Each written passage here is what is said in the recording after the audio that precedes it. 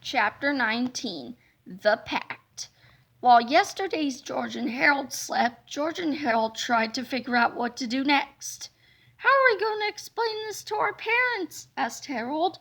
"How are we going to explain this to ourselves?" asked George. Yesterday George yawned and stretched as he rolled over in his beanbag chair. He glanced at his pocket watch, then closed his eyes to go back to sleep. Suddenly his eyes shot open. "Oh no!" Yesterday George screamed. Yesterday Harold awoke with a jump. "We fell asleep!" Yesterday George cried. "We slept through our school! We slept through our tests! We slept through—" Hey, who are you guys?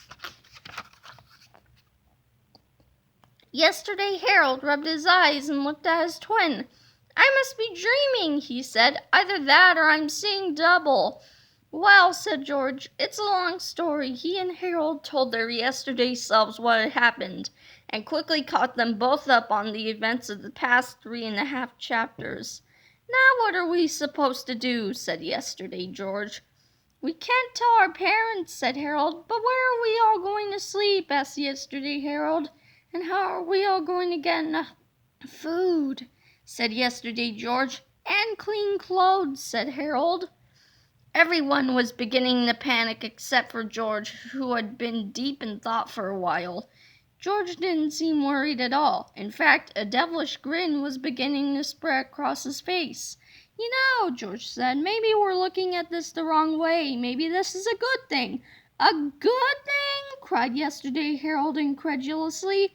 "Yes," said George, "we've always said there's never enough time to do what we want to do. So let's take shifts. Me and Harold will start going to school and doing our homework on even-numbered days, and you guys will go to school and do homework on odd-numbered days." "Yeah, but what will we do while you guys are at school?" asked yesterday George. "Whatever you want," said George. "Hang out in the tree house, play video games, make comics, watch monster movies. It doesn't matter. You guys get to relax and take the day off every other day." "I get it," said yesterday George, smiling devilishly. "Then you guys can take the day off while we're at school and stuff."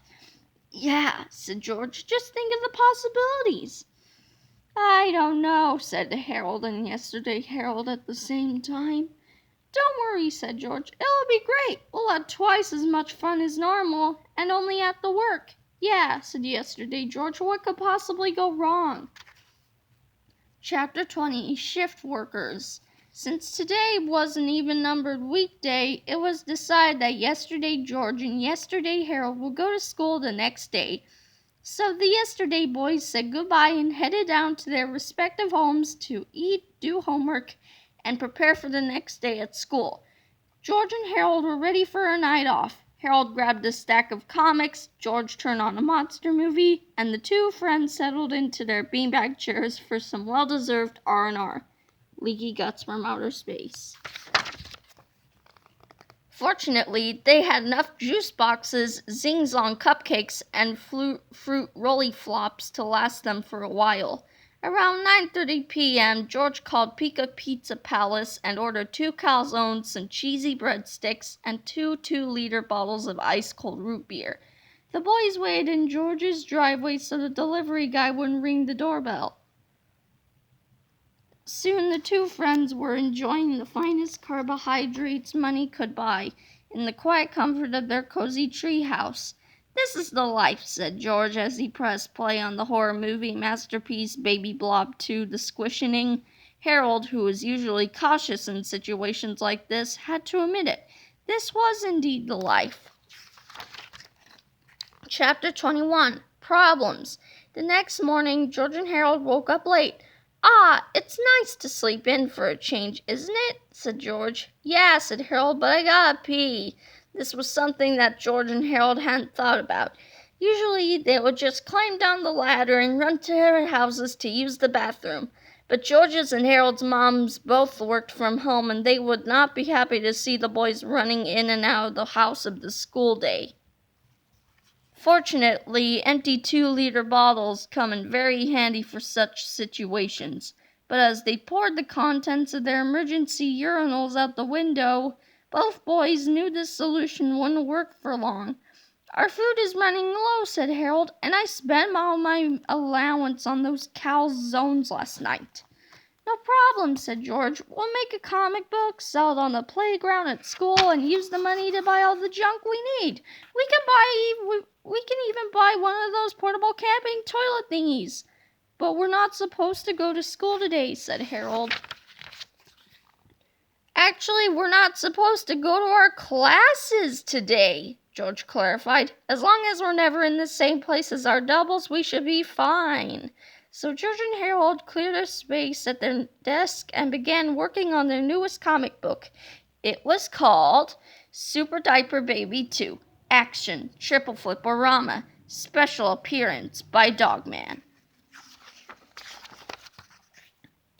One morning at the Hoskins' house, everybody was watching TV, when suddenly we interrupt the show for breaking news. Petey the cat has escaped from cat jail, and he has vowed revenge on Super Diaper Baby and Diaper Dog. That's terrible, I know. We've got to be very careful. Petey is going to try and trick us. We must be on the lookout for his evil ways. 2 seconds later, ding dong. Oh, I wonder who could that be? Yes, hello, I'm Petey Duck Hat. I'm the world's most famousest clown. Can Billy and Diaper Dog be in my big parade? Okay, soon. You can ride on this big float I made. Okay. Then the big parade started.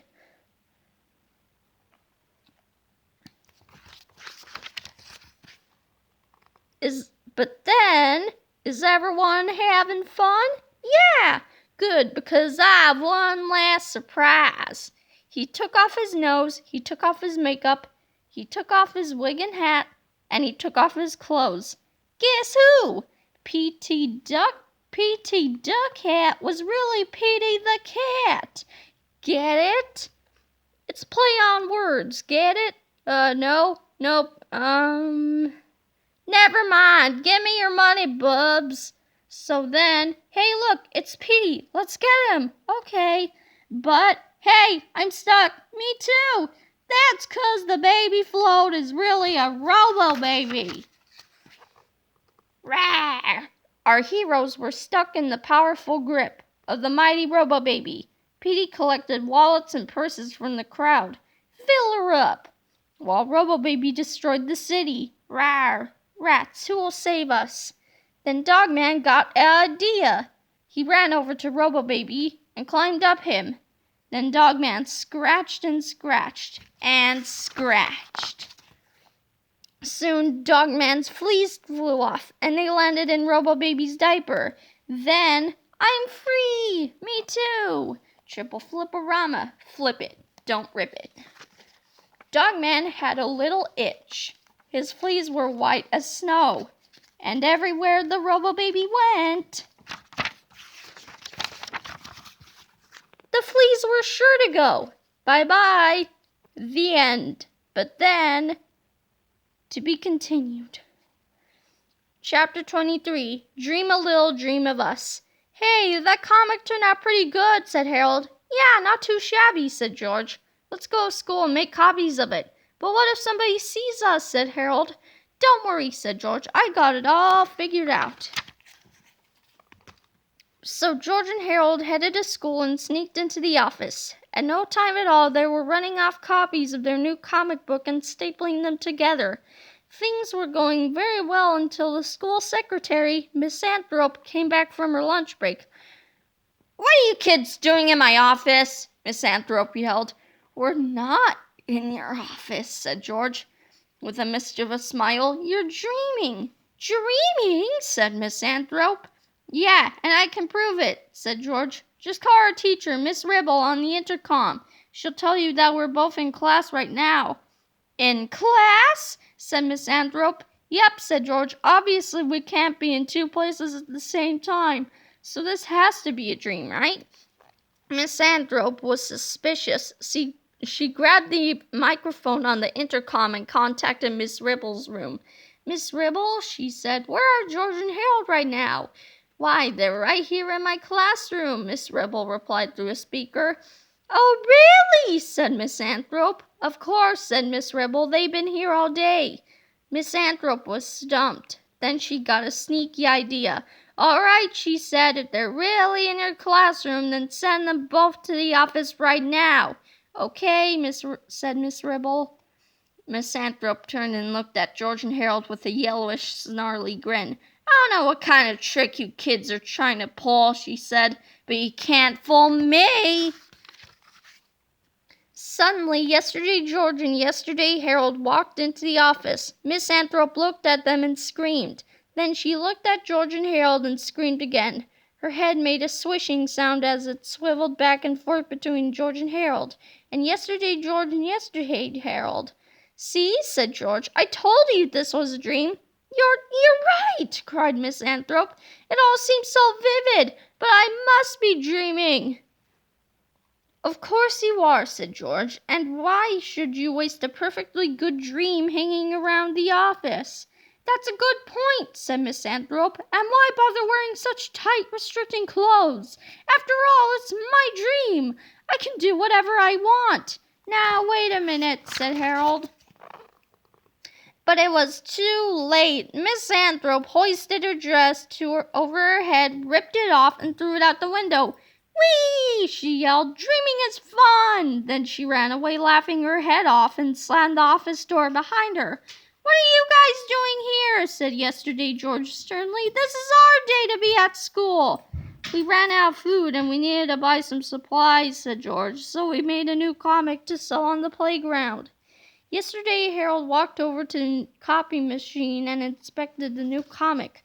"How many did you make?" "About 200, said Harold. "Well, leave them with us," said yesterday Harold. "We'll sell them at recess today and bring the money to the tree house after school." "Yeah," said George, "but you guys need to get out of here," yesterday George interrupted.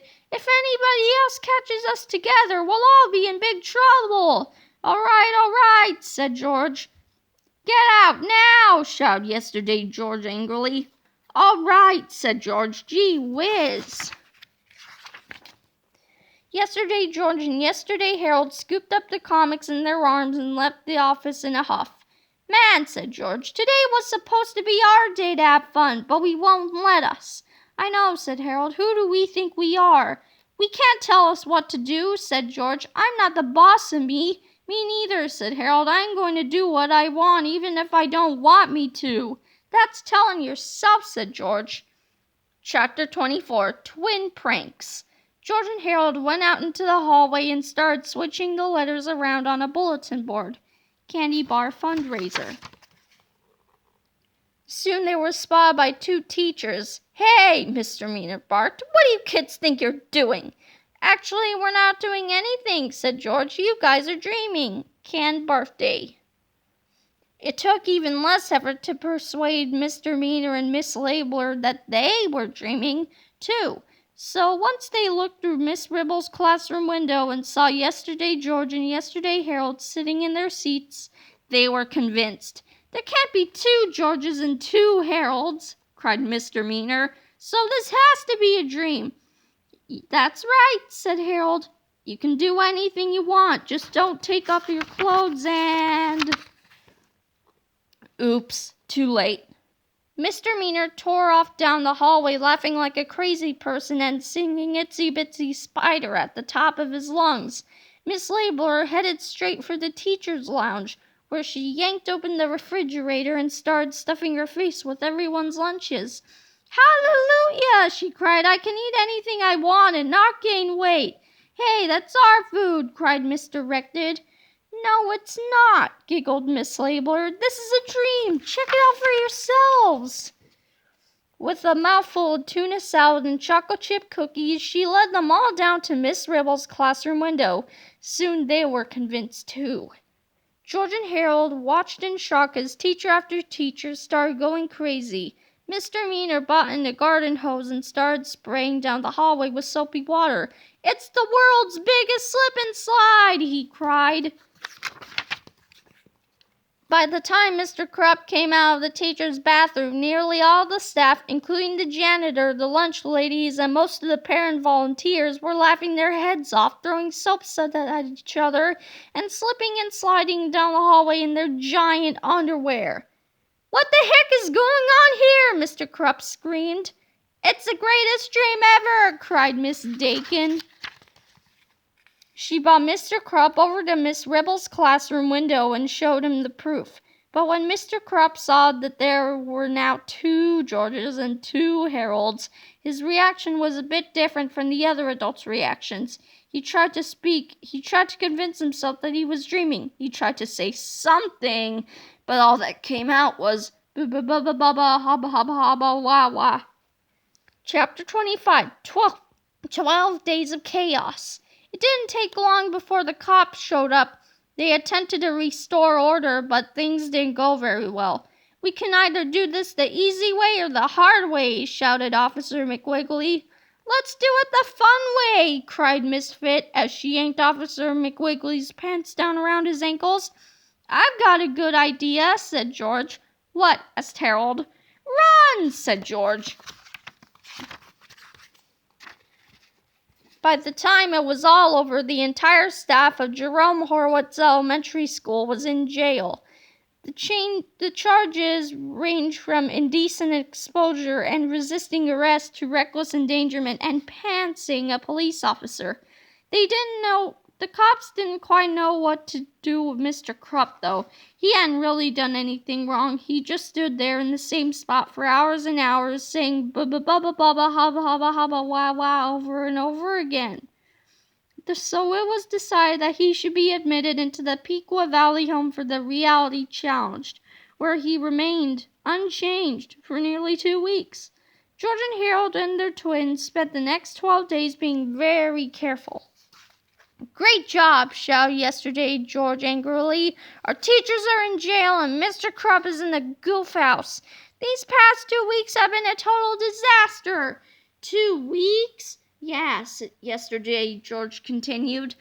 "In the past 2 weeks you guys have—" "No, wait," Harold interrupted. "Wasn't something bad supposed to happen in 2 weeks?" Yesterday George and yesterday Harold all thought back to Melvin Sneedley's cryptic warning in Chapter 11. "Oh yeah," they all said simultaneously. The 4 boys looked around them. They checked the horizon, they sniffed the air, they put their ears to the floor and listened. Nothing. There was no sign of any trouble. "Huh," said George, "I guess nothing bad is going to happen after all." Suddenly, a fireball shot out from behind the clouds. Then came an echoing, eardrum-piercing sound of relentless terror. It was a laugh, a horrifying, sinister, stomach-churning laugh that the boys had not heard for many months. A laugh that they had hoped they would never hear again. "Oh," said the Georges. "We're doomed," cried the Harolds. Chapter 26. Here's Johnny. The Turbo Toilet 2000 zipped across the rooftops in his homemade rocket scooter, laughing ferociously as a trail of choking smoke filled the afternoon sky. Everyone screamed, everyone cried, everyone hid. Everyone, that is, except for George and Harold and their dreadfully distressed duplicates. The 4 boys ran as fast as they could to the Pequot Valley Home for the Reality Challenged. There was only one person who could stop this horrifying beast, and he was locked away in the goof house. The 4 boys dashed through the sanitarium's front door and slid across the freshly waxed floor to the reception desk. "We need to see Mr. Krupp," cried George, almost out of breath. "He's a patient here." "Sorry," said the nurse, "but patients can't have visitors without a doctor's permission." "But he can save the world," cried Harold. "He's Captain Underpants." "Sure he is," said the nurse sarcastically. "Listen, Bub, we currently have 9 patients who claim to be Captain Underpants. We also have 4 Wonder Women, 7 Albert Einsteins, and 1 Elvis Presley." "Well, can we at least talk to him?" asked yesterday Harold. "No," said the nurse. "Nobody talks to the king." "Not Elvis," said George angrily. "Mr. Krupp." "Oh," said the nurse. "I'm sorry, but no." "Rats," cried yesterday Harold. "Captain Underpants is stuck in the goof house." We can't bust him out, said George, but I know somebody who can. Follow me. Frantically, the boys ran back across the city. Chapter 27. This guy's crazy. George had an idea, and he needed everyone's help to pull it off. Harold grabbed some cardboard boxes from his garage. George found some white spray paint in his garage. Yesterday, George and yesterday Harold each grabbed a barbecue grill from their backyards. With little ingenuity and a lot of duct tape, the four boys constructed two surprisingly convincing talking toilet costumes. George and Harold climbed into the boxes and wheeled themselves awkwardly into town. Soon they came face to face with the Turbo Toilet 2000. Yum yum, eat 'em up, said George, opening and closing the barbecue grill lid with every syllable. Yeah, eat 'em up and stuff, said Harold, doing the same thing with his lid. Hey, cried the Turbo Toilet 2000, I thought you guys were dead. I'm not quite dead, said George. It's just a flush wound. Yeah, me too, said Harold. Good, said the Turbo Toilet 2000. You can help me look for those two kids who messed up all of our plans a few months ago. Okay, said George, but what about that bald guy with the cape and the underwear? I'll get him later, said the Turbo Toilet 2000. First I want to find those two meddling kids. I really think you should find that underwear guy first, said Harold. Yeah, said George. He said some really mean things about you. Oh, he did he? Shouted the Turbo Toilet 2000. What'd he say? Said George. He said, you're so fat you have to put on your belt on with a boomerang. Yeah, said Harold, and you're so dumb you tried to conserve toilet paper by using both sides. Enough, screamed the Turbo Toilet 2000. Where is he? Right this way, said Harold.